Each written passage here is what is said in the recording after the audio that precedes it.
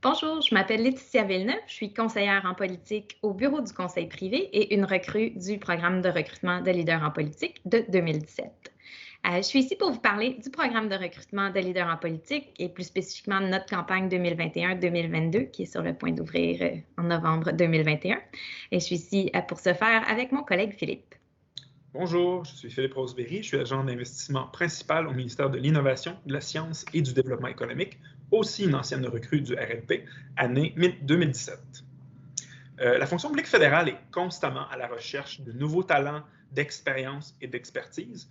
Le RLP vise à apporter une diversité de compétences, d'expertise et d'expérience professionnelle au gouvernement canadien.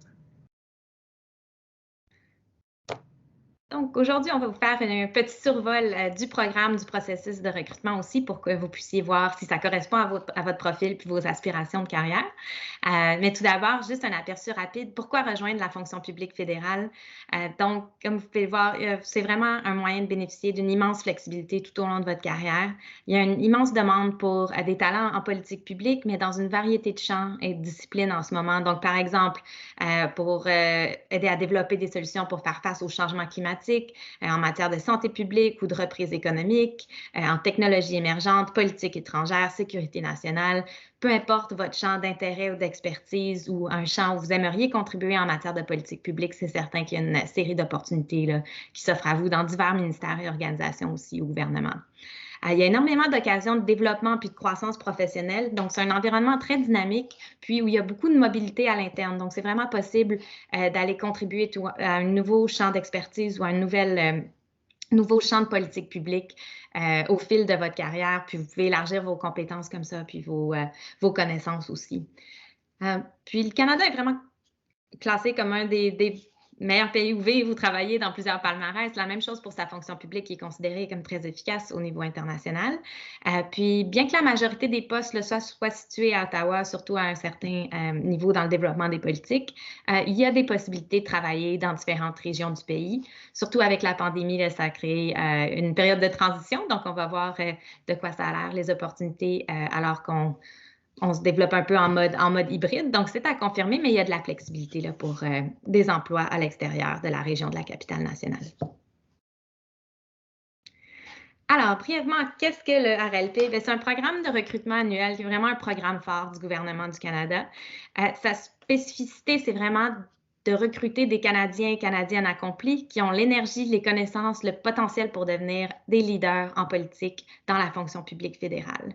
Donc, on inverse le processus d'embauche typique, alors qu'habituellement, un processus de recrutement va démarrer avec des postes spécifiques à combler, puis chercher les meilleures candidates et candidats pour ce poste-là. Le RLP fait l'inverse. On part faire une recherche vraiment à grand déploiement de candidats et des personnes vraiment qui sont exceptionnelles dans leur champ à eux, peu importe la discipline, puis peu importe leur parcours, mais des personnes qui ont vraiment les compétences, les capacités pour venir faire une différence puis une contribution significative au monde des politiques publiques. Donc, une fois qu'on forme ce bassin-là de personnes exceptionnelles, ensuite, on travaille avec vous pour trouver l'opportunité qui est la mieux adaptée à la contribution que vous voulez faire, puis aussi aux opportunités disponibles.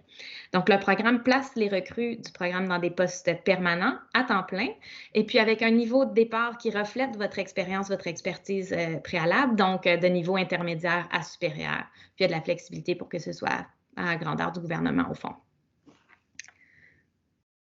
Donc, pour les candidats qui réussissent le programme, ils peuvent s'attendre à commencer en tant qu'analystes principaux habituellement. Donc, les titres vont varier d'un ministère à l'autre. Mais certains avec une expérience préalable, soit au gouvernement ou en gestion, peuvent commencer dans des postes de gestionnaire ou chef d'équipe, par exemple. C'est plus rare, mais c'est possible. Puis, les salaires de départ, c'est en ce moment entre 88 000 et 129 000 dollars par année selon les chiffres de juin 2021. Donc, vous pouvez regarder là, pour le comparatif les grilles salariales pour la catégorie EC sur le site web du Conseil du Trésor. Puis ça s'ajoute à un généreux régime de compensation là, qui inclut aussi les avantages sociaux, régime de retraite, soins de santé, tout ça. Donc, pourquoi postuler au RLP? Plein de bonnes raisons. Tout d'abord, on reconnaît immédiatement votre talent et votre expérience. Comme l'a expliqué Laetitia, les recrues du RLP commencent à un niveau qui est plus élevé, donc EC5, EC6, EC7 ou équivalent. C'est plus élevé que ce qu'offrent les autres programmes de recrutement postsecondaire du gouvernement fédéral. Et vous pouvez postuler à tout moment votre carrière. Ce n'est pas simplement quand vous finissez vos études. Justement, on valorise beaucoup l'expérience acquise plus tôt dans votre carrière. Donc, vraiment, vous pouvez postuler à n'importe quel moment. Une fois que vous êtes qualifié, vous avez accès à des opportunités d'emploi dans l'ensemble de la fonction publique. Vous allez être jumelé avec un ou une mentor qui vous aidera à expliquer des options de carrière. Vous allez avoir des rencontres avec des gestionnaires d'embauche de tous les ministères, organismes, agences, afin de trouver l'opportunité qui vous convient le mieux, là, qui est vraiment dans vos corps. Il y a de nombreuses possibilités de mobilité ou de promotion à un niveau supérieur au sein de tous les ministères, organisations gouvernementaux, une fois que vous êtes placé. Et très important aussi, le RLP, ce n'est pas seulement un programme de placement, mais c'est un réseau dynamique d'anciens, comme Laetitia et moi, qui sont là à tous les stades de carrière. Donc, on a des recrues là, depuis plusieurs années qui sont dans des positions clés et qui sont là pour vous aider. Donc, on tient des événements sociaux réguliers et des opportunités de mentorat et de réseautage. On fait aussi des activités de formation continue et des ateliers au sein du réseau RLP. Alors, qui sont ces recrues incroyables du RLP? Ces recrues viennent de tous les domaines et de tous les horizons, pas limités là, à un seul programme ou à une seule branche. Ça comprend les politiques publiques, bien évidemment, toutes les sciences sociales, les sciences pures, le droit, la santé, l'ingénierie. Nommez-le, on veut de la variété et de la diversité. Ces recrues vont se qualifier dans un bassin où ils sont considérés prêts à l'embauche pour l'ensemble du gouvernement fédéral. Et ce bassin est valide pour une période de 2,5 années. Donc, vous avez 2 ans et demi pour vous placer. Vous avez beaucoup de temps de prendre le temps d'inspecter les opportunités, de faire des contacts, de considérer différentes options. Dans ce bassin, vous serez aussi jumelé, comme je l'ai dit, avec un ou une mentor qui va vous guider dans votre recherche d'emploi. La mentor a cette expérience-là, est passée par là, connaît des gens et va aussi faire appel à d'autres représentants du RLP qui sont dans chacun des ministères là, pour vous placer. Donc, vous allez discuter de vos objectifs de carrière avec votre mentor, de vos intérêts, et cette personne-là va vous mettre en contact ensuite avec des gestionnaires d'embauche qui cherchent à combler des postes. Et en plus de ça, votre période de recrutement va vous permettre de faire des rencontres informelles avec des cadres supérieurs et des gestionnaires d'embauche, par exemple des directeurs généraux, des sous-ministres adjoints, donc des gens assez haut placés, qui vont vous parler informellement, ils vont vous permettre d'explorer l'éventail des possibilités d'emploi qui sont disponibles dans leur ministère. L'objectif, c'est de trouver le match parfait entre les besoins du gestionnaire et vos intérêts. Donc, on ne va pas vous forcer à prendre un poste là, préfabriqué dans une boîte bien définie. Au contraire, on veut que vos intérêts coïncident avec ceux d'un gestionnaire d'embauche et ça prendra le temps nécessaire. Vous allez vous placer à l'endroit que vous voulez. Super. Donc, pour ce qui est de nos critères d'éligibilité, vous allez avoir le détail, là, ça c'est une version sommaire, vous allez avoir le détail vraiment quand dans l'affiche, l'affichage du poste en fait, donc du 16 novembre au 30 novembre cette année. Puis, en gros, le critère de base, c'est le niveau d'éducation, dans le fond, les diplômes. Donc, on demande maîtrise ou doctorat dans n'importe quel domaine. Sinon, une autre voie pour être éligible au programme, c'est d'avoir complété un diplôme en droit avec un autre diplôme de niveau baccalauréat.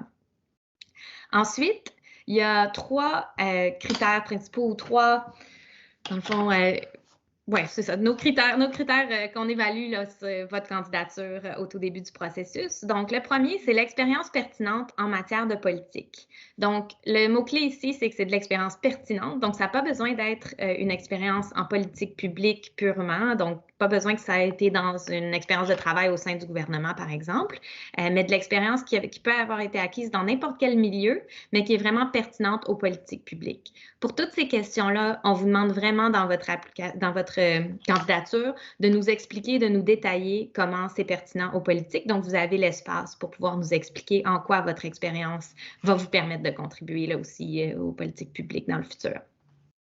Donc, expérience pertinente en matière de politique, ça peut avoir été par le biais de vos recherches académiques, par exemple, si c'était vraiment centré sur des questions politiques, ou bien de l'expérience professionnelle ou toute autre sorte d'expérience. Aussi, cette année, c'est possible de nous expliquer votre expérience d'interaction avec des programmes et politiques gouvernementaux. Donc, si, par exemple, vous avez une expérience significative dans un contexte non professionnel, mais qui vous a vraiment permis de déchiffrer puis d'interagir et de comprendre des systèmes complexes là, de politique publique, c'est quelque chose que vous pouvez inclure. Ensuite, leadership ou initiative. Donc, on veut des candidats qui ont démontré qu'ils sont capables de prendre l'initiative d'amener des résultats concrets, puis de faire des changements positifs dans leur collectivité. Donc ça, souvent, ça peut être démontré par le biais de bénévolat ou d'activités bénévoles dans un contexte scolaire ou autre. Mais ça peut aussi prendre différentes formes, donc des accomplissements personnels au niveau sportif, culturel, par exemple, ou de la reconnaissance pour des contributions dans la communauté. Mais aussi, donc, on élargit un peu cette année, là, vous allez voir dans l'affichage du poste, mais c'est possible aussi de détailler comment vous avez fait une contribution significative au bien-être d'autrui, donc pour amener des changements positifs puis des résultats autour de vous dans un cadre qui est peut-être moins formel ou professionnel d'un rôle officiel de bénévolat, par exemple. Et puis, un changement pour cette année, si vous avez postulé au RLP par le passé. Donc, avant, c'était centré, notre dernier critère, simplement sur l'excellence académique. En ce moment, on regarde un peu plus largement. Donc, on parle d'accomplissement universitaire ou de recherche.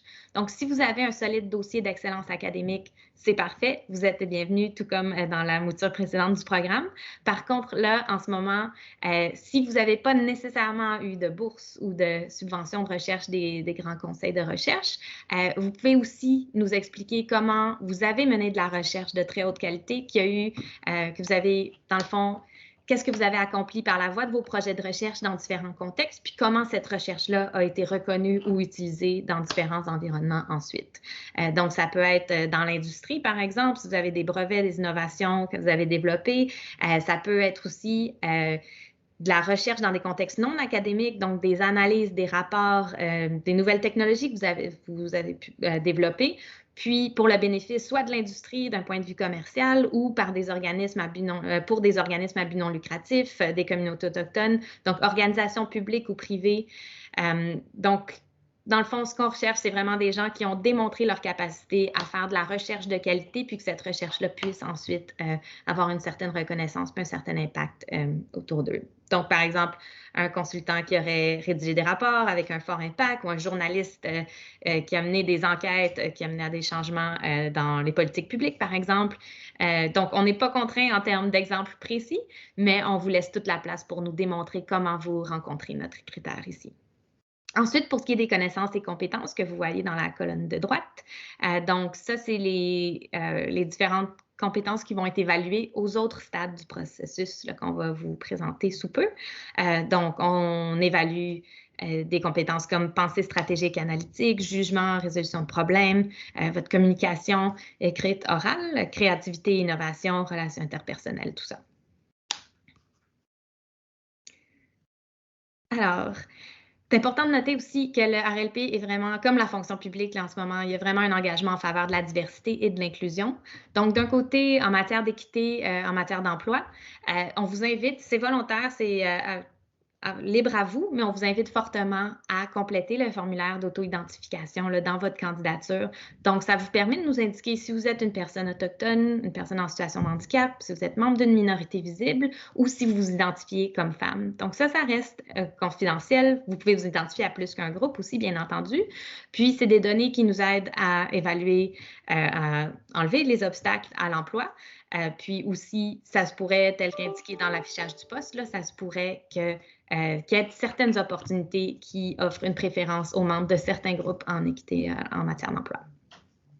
Puis, important à noter aussi, à n'importe quel moment du processus, s'il y a des obstacles dans la manière dont les instruments d'évaluation sont conçus qui pourraient vous empêcher de démontrer votre plein potentiel, c'est important de nous contacter, puis vous pouvez demander des mesures d'adaptation.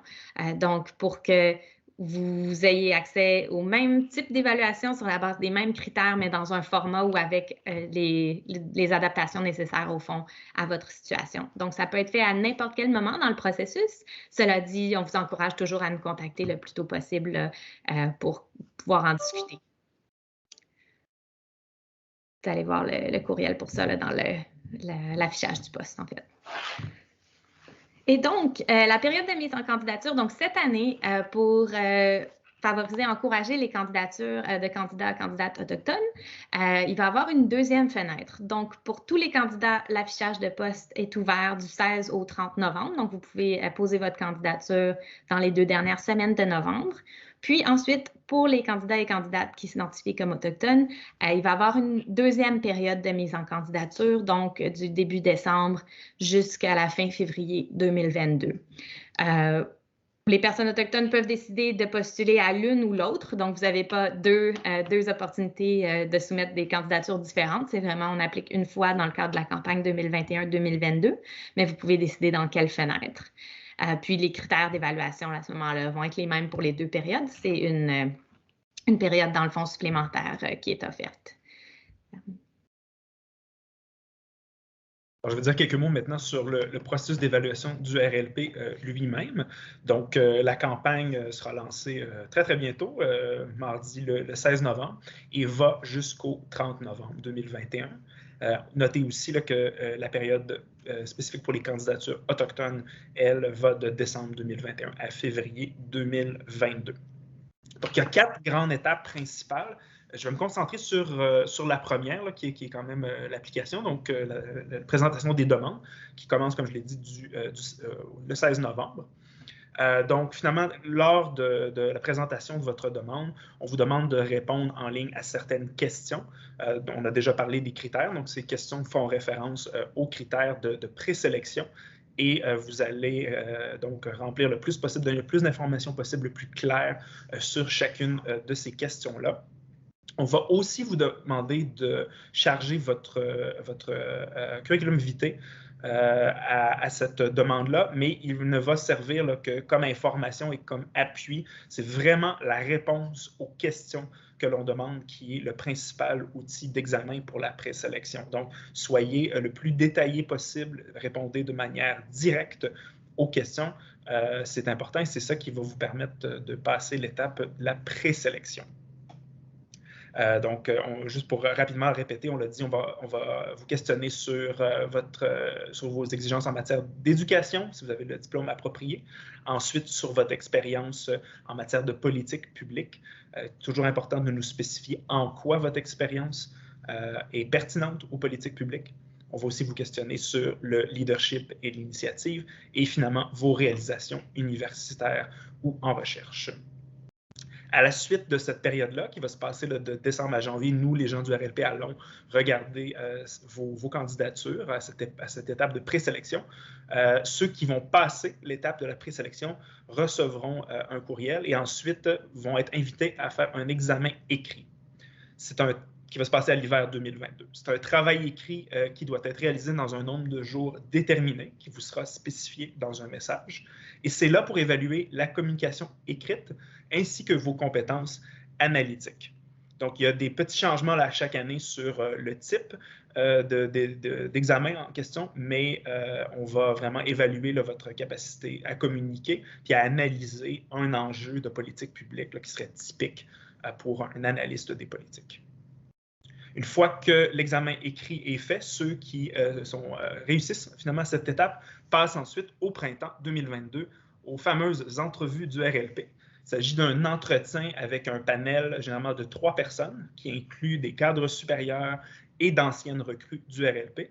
Et le but de cet entretien qui est actif, interactif, et le but est d'évaluer vos connaissances, vos capacités d'analyse, votre jugement, votre créativité, ainsi que vos compétences en communication orale, cette fois, ainsi que d'autres critères.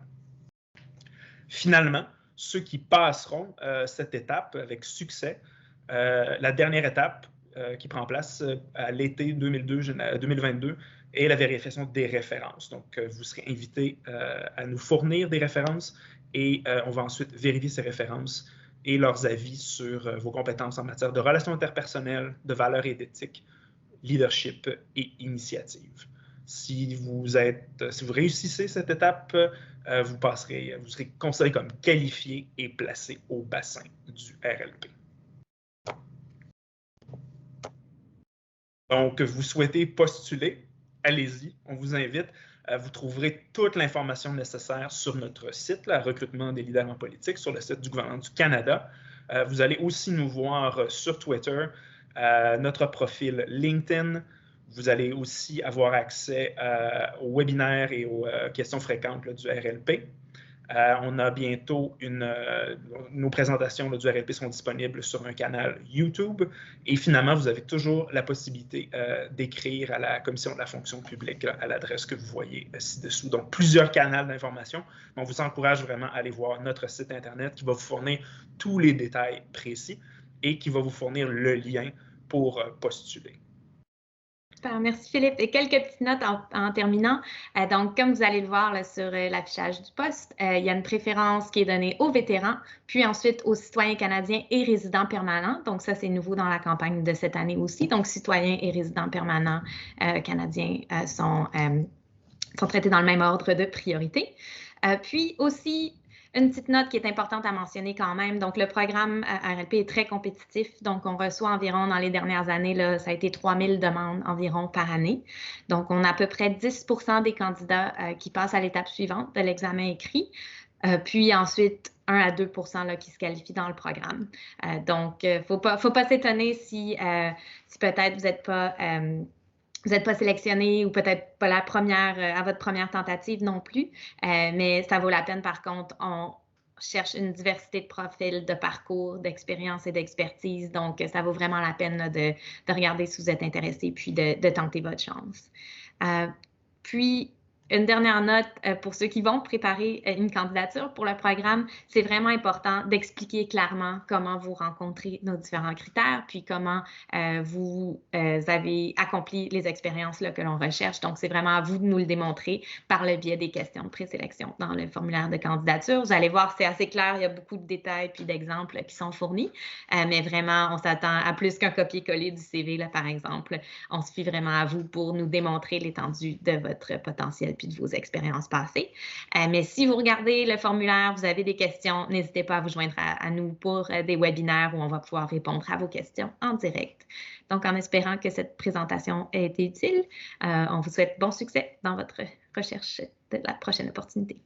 Bon succès!